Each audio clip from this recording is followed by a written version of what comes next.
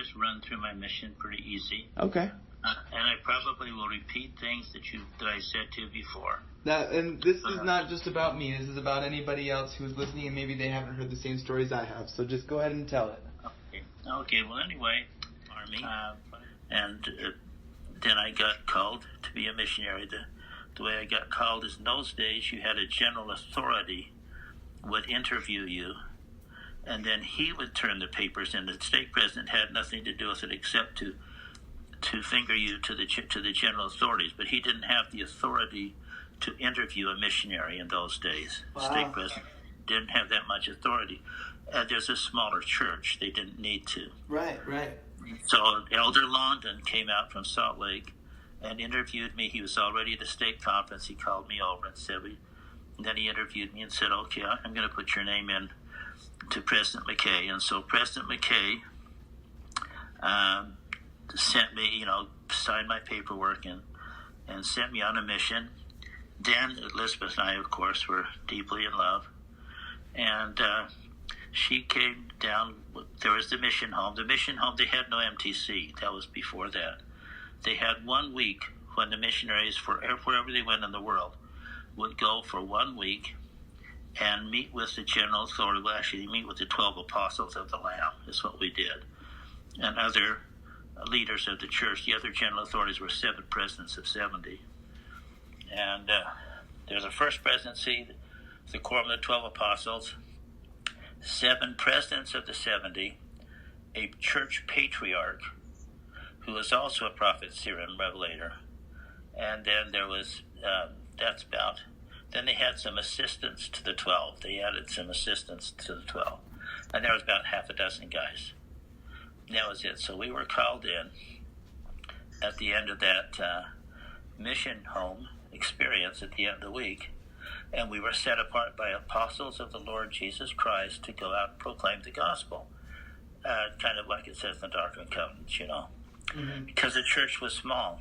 We were struggling to get 6,000 missionaries together to go out at one time in the world, just sweep the world with missionaries. 6,000 of them would someday be there, that kind of thing.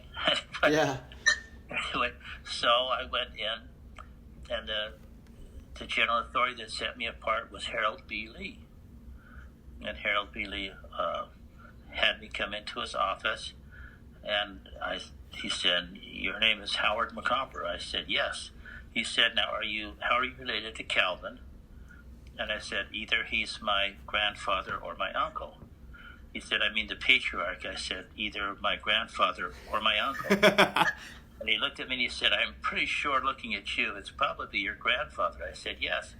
He said, is he still a patriarch? I said, he's patriarch of where we're standing right now. He's patriarch in the Salt Lake Stake where you and I are standing. He's the patriarch here. He said, wonderful old man. I just love him. I said, thank you.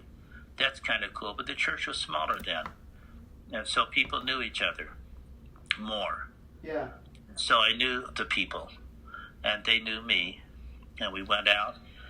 LeGrand Richards, who was a tremendous apostle and wrote a marvelous work in a wonder which the church used for their missionary program, was my father's mission president. And the mission president before him was Charles Callis, who ordained my father a high priest, and he's in our patriarchal line of authority. Anyway, that sort of thing. So I was called by an apostle of the Lord, set apart by an apostle of the Lord Jesus Christ, and I was ready to go.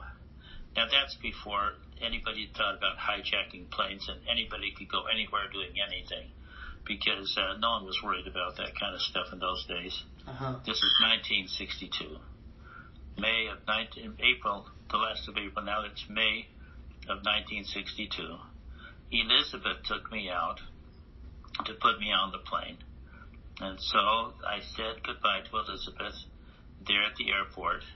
And I must admit, I cried a bit, but I think she was crying a bit too, because even though we wanted to serve the Lord with all of our hearts, we knew that's what we had to do. And so I went from there to Salt Lake, and from Salt Lake, that was in Salt Lake. Then I went to, it took 2 days to fly because they didn't have jet airplanes yet. I'm old. And so the planes were propeller planes. and the church set us up. So we spent the first day flying until about 5 o'clock in the afternoon just to get to Boston.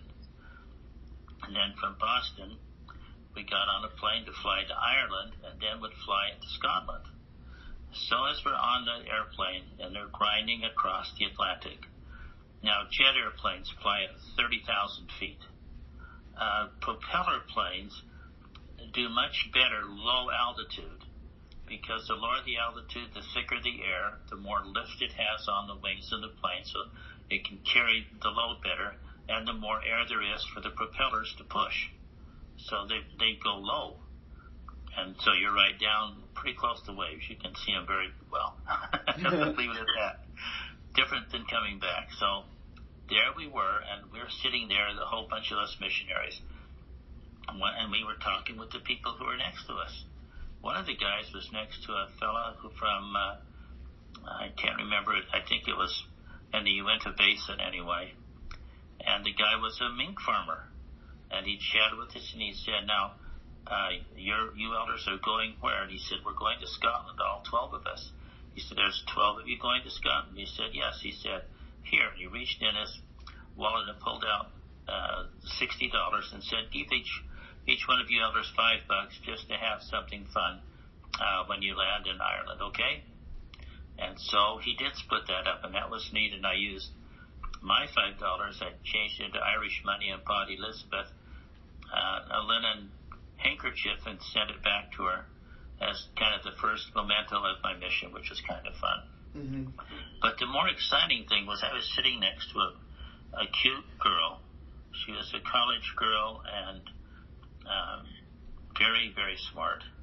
And so we struck up a conversation, and I told her about the church, and then I pulled out my little book, which had our discussion in it, and I started my discussion. And she said, just a minute, you're reading half of our conversation. I said, yeah, because I don't know it, and this is kind of an organized way to teach it.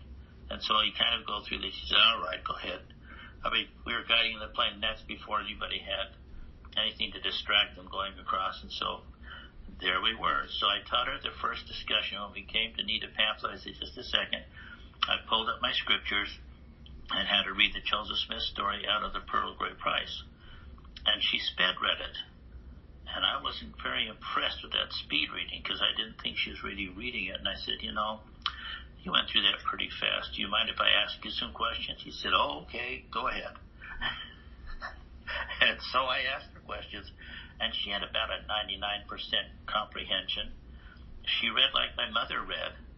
I understood that, and so she had every word down, and she'd read it all at about, I imagine, a 2,000 words a minute clip, so she just threw it pretty quick.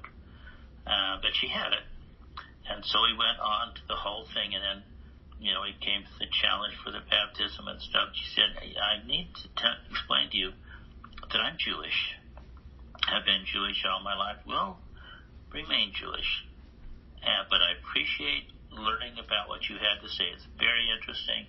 Thank you very much. She was going back to, I think, I'm trying to remember, it was a big name school there in England. And she was just a very nice lady. So that was my first discussion. I was teaching her side by side, and my companions, because we weren't worried about seatbelts much, kind of they came up and chimed in from over the seat and around us. So she had some entertainment there anyway, and she was cute. Mm-hmm. And so we had fun, and that was my first discussion. My first discussion I taught on the way over the Atlantic. And we arrived in Ireland the next morning because it took all night long, from 5 in the afternoon till the next morning to get to Shannon, Ireland. Then we zipped over to Dublin. We went into Dublin and saw Trinity College and came back out. I bought the Irish linen napkin, a handkerchief to send to Elizabeth. And we got back in the plane and flew over to Renfrew. I guess it was Paisley, which doesn't mean much to people. Renfrew's a little suburb of Paisley where they have the airport. and the missionaries picked us up and took us to the mission home, and that was really exciting and fun. We met with Sister Brockbank and Brother Brockbank, and they welcomed us in, and we spent the first night in the mission home. And then the next day, they gave me an elder to go out and start doing missionary work with, which, of course, was the right thing to do.